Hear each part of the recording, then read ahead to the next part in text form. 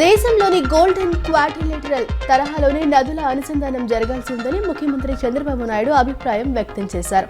ఆధునిక వ్యవసాయ పద్ధతుల ద్వారా అధిక ఆదాయం, మెరుగైన దిగుబడి సాధించేందుకు ఆస్కారం ఉందని సీఎం అన్నారు.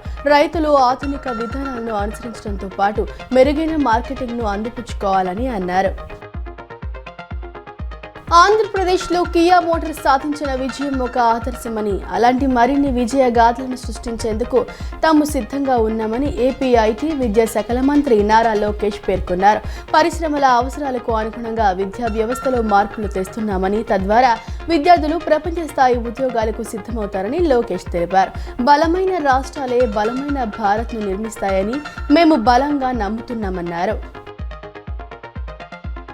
ఒడిశా తీరంలో చిక్కుకుపోయిన మత్స్యకారులు సురక్షితంగా ఉన్నారని మంత్రి అచ్చెన్నాయుడు వెల్లడించారు. ఏపీ ప్రభుత్వ చొరవ, ఒడిశా అధికారుల సహకారంతోనే ఈ ఆపరేషన్ విజయవంతమైందని పేర్కొన్నారు. ఎన్నికల సమయంలో ఇచ్చిన హామీలను ఒక్కొక్కటిగా అమలు చేస్తూ అభివృద్ధి, సంక్షేమాన్ని కూటమి ప్రభుత్వం ప్రజల ముందుకు తీసుకెళ్తోందని రాష్ట్ర ఆర్థిక మంత్రి పయ్యావుల కేశవ్ అన్నారు. పోలవరం, అమరావతి, రైల్వేలు, జాతీయ రహదారులు వంటి కీలక ప్రాజెక్టులు రాష్ట్ర భవిష్యత్తుకు బలమైన పునాదిగా నిలుస్తాయని మంత్రి అన్నారు. గత 5 ఏళ్ల పాలనలో రాష్ట్రం వెనుకబడిందని విమర్శించిన పయ్యావుల ఇప్పుడు అభివృద్ధి, సంక్షేమం రెండింటినీ సమానంగా ముందుకు తీసుకువెళ్తున్నామని తెలిపారు. విభిన్న ప్రతిభావంతులు వైకల్య అంచనా, ధృవీకరణ ప్రక్రియను మరింత పారదర్శకంగా, స్నేహపూర్వకంగా నిర్వహించేందుకు వీలుగా కీలక సంస్కరణలను అమలు చేయబోతున్నట్లు రాష్ట్ర వైద్య ఆరోగ్య శాఖ మంత్రి శ్రీ సత్యకుమార్ యాదవ్ ప్రకటించారు. ఈ నెల 8 నుంచి స్లాట్ల బుకింగ్ విధానాన్ని పునరుద్ధరించబోతున్నామని, వీటితో పాటే కీలక మార్పులు అమల్లోనికి వస్తాయని తెలిపారు. దివ్యాంగుల్లో అవగాహన కల్పిస్తూ అవసరమైన చర్యలు తీసుకోవాలని అధికారులను మంత్రి సత్యకుమార్ ఆదేశించారు. కూటమి ప్రభుత్వం అధికారంలోకి వచ్చిన తర్వాత రాష్ట్రంలో 62 ఆలయాల్లో నిత్య అన్నదానం చేస్తున్నామని ఏపీ మంత్రి ఆనం రామనారాయణ రెడ్డి వ్యాఖ్యానించారు. వచ్చే సంవత్సరం గోదావరి పుష్కరాలు ప్రారంభం కానున్నాయని చెప్పుకొచ్చారు. గోదావరి నది ఒడ్డున 500 కోట్లతో ఆలయాలకు మరమ్మతులు చేస్తున్నామని తెలిపారు. పేదరిక నిర్మూలనకు ప్రజల భాగస్వామ్యంతో కూడిన శాశ్వత పరిష్కారంగా P4 కార్యక్రమాన్ని రాష్ట్ర ప్రభుత్వం ముందుకు తీసుకువెళ్తోందని ముఖ్యమంత్రి నారా చంద్రబాబు నాయుడు పేర్కొన్నారు. బంగారు కుటుంబాలకు కేవలం ప్రభుత్వ సహాయంపై ఆధారపడే పరిస్థితిలో కాకుండా ఆర్థికంగా ఎదిగి ఇతరులకు సైతం చేయూతనిచ్చే స్థాయికి చేరుకోవాలని ముఖ్యమంత్రి ఆకాంక్షించారు. ఇప్పటి వరకు 1.10 లక్షల మంది మార్గదర్శులు ముందుకు రావటం P4 కార్యక్రమంపై సమాజంలో ఏర్పడిన విశ్వాసానికి నిదర్శనమని అన్నారు. యూట్యూబర్ ప్రశ్న రావణ్పై రాష్ట్ర ప్రభుత్వం ఉప చట్టాన్ని ప్రయోగించడాన్ని సిపిఐ జాతీయ కార్యదర్శి కె రామకృష్ణ తీవ్రంగా ఖండించారు. విమర్శలు చేశాడని, బూతులు మాట్లాడాడనే కారణంతో ఇప్పటికే ఆయనపై పలు కేసులు పెట్టి కోర్టుల చుట్టూ తిప్పారని, అన్నింట్లోనూ బెయిల్ వచ్చినప్పటికీ ఎలాగైనా జైలుకు పంపాలనే ఉద్దేశంతోనే ప్రభుత్వం ఈ దుర్మార్గమైన చట్టాన్ని ప్రయోగించిందని మండిపడ్డారు.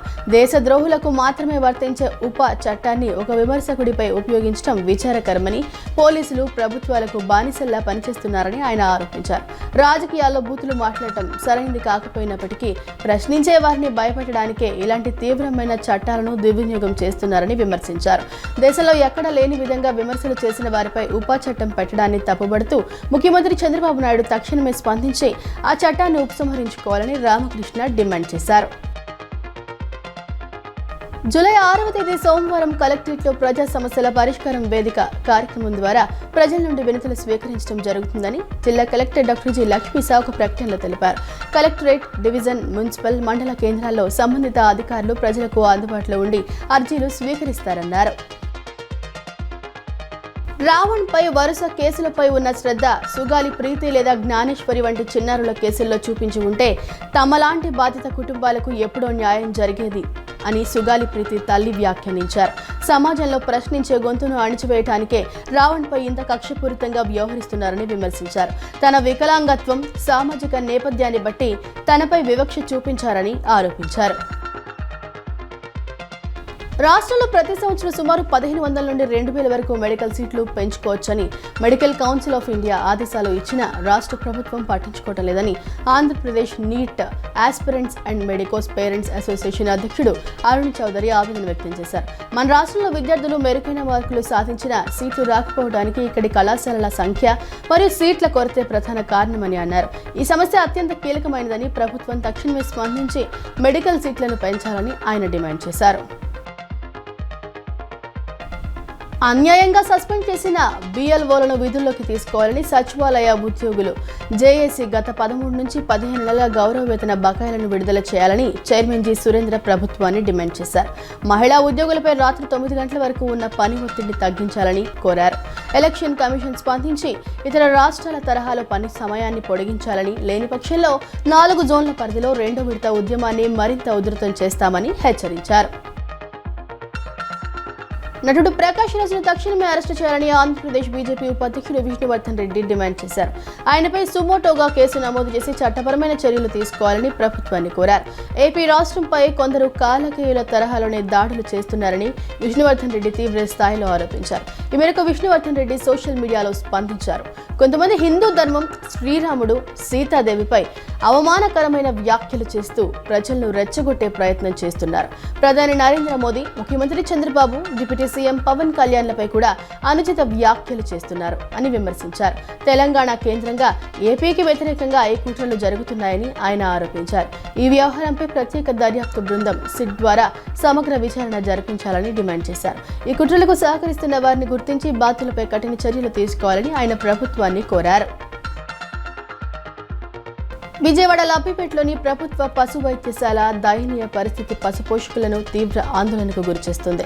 నగరం నడిబొడ్డున ఉన్న ఈ ఆసుపత్రిలో కనీస వైద్య సదుపాయాలు లేకపోవడంతో సిబ్బంది సెల్ ఫోన్ లైట్ల వెలుగులోనే పశువులకు చికిత్సలు అందిస్తున్నారు. శస్త్రచికిత్సలకు అవసరమైన బ్లేడ్లు, సిరింజీల వంటి కనీస సామగ్రి కూడా లేకపోవడంతో వాటిని బయట కొనుగోలు చేయాల్సి వస్తోందని, అడిగితే స్టాక్ లేదని సమాధానం ఇస్తున్నారని యజమానులు ఆరోపిస్తున్నారు. ఆధునిక వైద్య పరికరాలు, సీనియర్ డాక్టర్ల కొరత కారణంగా అత్యవసర సేవలు అందడం లేదని బాధితులు మండిపడుతున్నారు. నగరంలోనే ఈ పరిస్థితి ఉంటే మారుమూల గ్రామాల్లో పశు వైద్యం ఎలా ఉంటుందోనని ప్రజలు ప్రశ్నిస్తున్నారు. తక్షణం ప్రభుత్వం చర్యలు తీసుకుని అవసరమైన మందులు, పరికరాలు, సిబ్బందిని కేటాయించి పశు వైద్య సేవలను మెరుగుపరచాలని పశు పోషకులు డిమాండ్ చేస్తున్నారు.